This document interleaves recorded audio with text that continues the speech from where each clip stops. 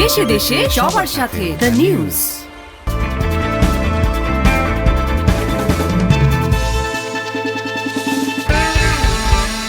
প্রিয় দর্শক, সবাইকে স্বাগত আজকের দ্য নিউজে। সঙ্গে আছি আমি শেখ সাদি। শুরুতেই জানিয়ে দিচ্ছি সংবাদ শিরোনাম। সরকারি কর্মচারীদের 30 নভেম্বরের মধ্যে সম্পদের হিসাব দেওয়ার নির্দেশ। ইনু, দীপু, মণি, পলক সহ 7 জনকে কারাগারে পাঠানোর আদেশ। গুলশানে ময়লার স্তূপে 29 রাউন্ড গুলিসহ বিদেশি পিস্তল।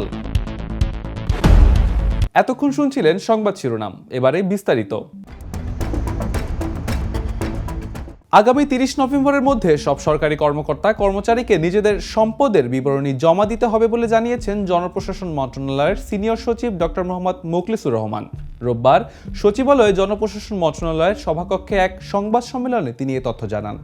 সিনিয়র সচিব মোখলেসুর রহমান জানান, প্রতি বছর 31 ডিসেম্বরের মধ্যে সরকারি কর্মচারীদের সম্পদের বিবরণী জমা দিতে হবে, তবে এবছরেরটা 30 নভেম্বরের মধ্যেই জমা দিতে হবে।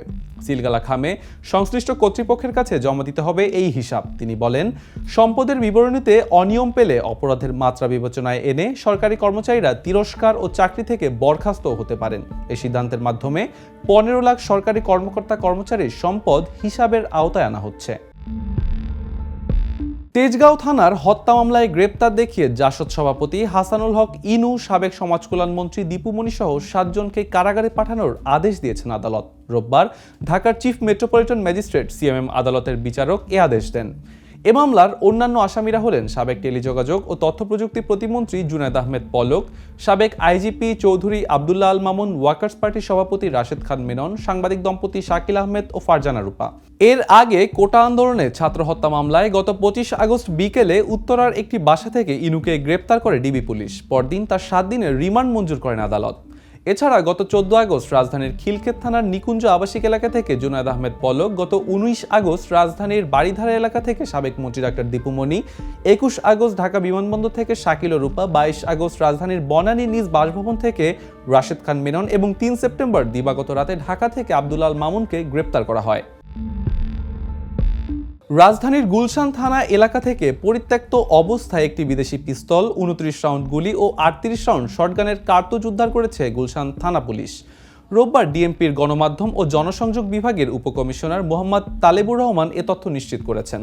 তিনি জানান, রোববার দুপুরে গুলশানের মানারাত ইউনিভার্সিটি সংলগ্ন চেকপোস্টের 10-এর পাশে লেকপাড়ে ময়লার স্তূপ থেকে পরিত্যক্ত অবস্থায় এসব অস্ত্র ও গুলি উদ্ধার করা হয়।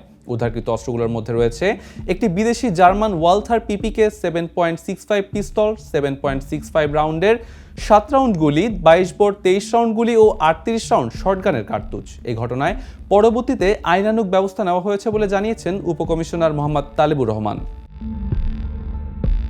জানাবো বাণিজ্য সংবাদ।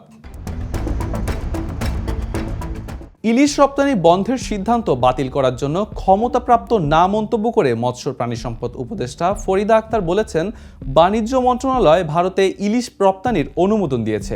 ভারতে ইলিশ পাঠানো নিয়ে সম্প্রতি সামাজিক যোগাযোগ মাধ্যম থেকে শুরু করে বিভিন্ন জায়গায় চলছে নানা আলোচনা সমালোচনা। এ বিষয়ে রোববার কথা বলেছেন মৎস্য উপদেষ্টা। ভারত দুর্গাপূজার জন্য বিশেষভাবে অনুরোধ করেছে জানিয়ে তিনি বলেন, এমন ঘোষণা করে ইলিশের দাম বেড়ে যাবে না, বরং রপ্তানির খবরে দাম বাড়লে ব্যবস্থা নেওয়া হবে। রপ্তানি বন্ধ করা মৎস্য ও প্রাণী সম্পদ উপদেষ্টার কাজ নয় জানিয়ে ফরিদা আক্তার জানান, তিনি ইলিশ রপ্তানি বন্ধের সিদ্ধান্ত বাতিল করার জন্য ক্ষমতাপ্রাপ্ত না। এছাড়া ইলিশের নিরাপদ প্রজনন নিশ্চিত করতে আগামী 13 অক্টোবর 22 দিন ইলিশ ধরা নিষিদ্ধ করার ঘোষণাও দেন উপদেষ্টা। ইলিশের প্রজনন ও উৎপাদন বৃদ্ধির জন্য 13 অক্টোবর থেকে 3 নভেম্বর পর্যন্ত ইলিশ আহরণ বন্ধ থাকবে। এবারে আন্তর্জাতিক প্রসঙ্গ। লেবাননের রাজধানী বৈরুতে ইসরায়েলের হামলায় অন্তত 45 জন নিহত হয়েছেন। নিহতদের মধ্যে বহু নারী ও শিশু রয়েছেন। তবে ইসরায়েলের দাবি, হিজবুল্লাহর অবস্থানকে টার্গেট করে এই হামলা চালানো হয়েছে। 2006 সালে ইসরায়েল হিজবুল্লাহর যুদ্ধের পর বৈরুতে শুক্রবারের হামলাটি সবচেয়ে বড় বিমান হামলা। নিহতদের মধ্যে 3 শিশু ও 7 জন নারী রয়েছেন। ইসরায়েলের দাবি, এই হামলায় শীর্ষ নেতাসহ হিজবুল্লাহর বেশ কয়েকজন সদস্য নিহত হয়েছেন। ইসরায়েলি সরকার জানিয়েছে, হিজবুল্লাহর অভিজাত রাদওয়ান ফোর্সের দায়িত্বে থাকা কমান্ডার ইব্রাহিম আকিল এই হামলায় নিহত হয়েছেন। এই ঘটনার কয়েকদিন আগেই শত শত পেজার ওয়াকিটকি বিস্ফোরণে লেবাননের 2 হিজবুল্লাহ সদস্য সহ অন্তত 11 জন নিহত হন। ধারণা করা হচ্ছে ইসরায়েলই এই ঘটনার নেপথ্যে রয়েছে। এরপর থেকেই হিজবুল্লাহ ও ইসরায়েলের হামলা পাল্টা হামলা অব্যাহত রয়েছে। এবারে খেলার খবর। চেন্নাই টেস্টে ভারতের কাছে পাত্তা পায়নি বাংলাদেশ। টাইগারদের শাসন করে ম্যাচে জিতেছে ভারত। 2 ম্যাচ সিরিজের প্রথম টেস্টে লজ্জাজনক হারের পরও বাংলাদেশ দলের ইতিবাচক দিক খুঁজে পেয়েছেন অধিনায়ক নাজমুল হোসেন শান্ত।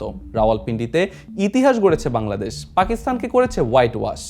গর্বের সেই জয় স্মৃতি নিয়ে ভারতে পাড়ি জমায় টাইগাররা। টসে জিতে রোহিত শর্মাদের ব্যাটিংয়ে পাঠিয়ে বোলিংয়ের শুরুটা দুর্দান্ত করেছিল তাসকিন হাসানরা। মাত্র 144 রানে 6টি উইকেট তুলে নিয়ে ভারতকে চাপে ফেলে দেয় টাইগাররা। তবে এরপরই রবীন্দ্রচন্দ্র অশ্বিন ও রবীন্দ্র জাদেজার 199 জুটিতে ঘুরে দাঁড়ায় ভারত। জাদেজার 50 ও আশ্বিনের সেঞ্চুরিতে ভারতের ইনিংস থামে 376 রানে। এরপর আর ম্যাচে ফিরতে পারেনি বাংলাদেশ। চেন্নাই টেস্টের প্রথম দিনের প্রথম কয়েক ঘন্টায় তাসকিন ও হাসান মাহমুদের দুর্দান্ত বোলিংকেই ইতিবাচক দিক বলছেন অধিনায়ক শান্ত। ভারতের বিপক্ষে 280 রানের হারের পর তিনি বলেন, এই টেস্টে ইতিবাচক দিক বলতে তাসকিন হাসানদের বোলিং। তারা প্রথম ইনিংসের প্রথম 2 থেকে 3 ঘন্টা যেভাবে বোলিং করেছেন তাতে বেশ চাপে ছিল ভারতীয় ব্যাটাররা, যদিও পরবর্তীতে তারা ঘুরে দাঁড়ায়। আমরা নতুন বল বেশ ভালোভাবেই কাজে লাগাতে পেরেছি, তবে সেই ধারাবাহিকতা আর ধরে রাখতে পারিনি। ভারতের প্রথম ইনিংসে 22.2 ওভারে 83 রানের খরচায় 5 উইকেট নেন হাসান মাহমুদ। 21 ওভারে 55 রানের খরচায় 3 উইকেট নেন তাসকিন আহমেদ। দ্বিতীয় ইনিংসে তাসকিন পান 1 উইকেট। শেষ করছি দা নিউজ সংবাদ। তার আগে শিরোনামগুলো জানিয়ে দিচ্ছি আরও একবার। সরকারি কর্মচারীদের 30 নভেম্বরের মধ্যে সম্পদের হিসাব দেওয়ার নির্দেশ। ইনু, দীপু, মণি, পলক সহ 7 জনকে কারাগারে পাঠানোর আদেশ। গুলশানে ময়লার স্তূপে 29 রাউন্ড গুলিসহ বিদেশি পিস্তল।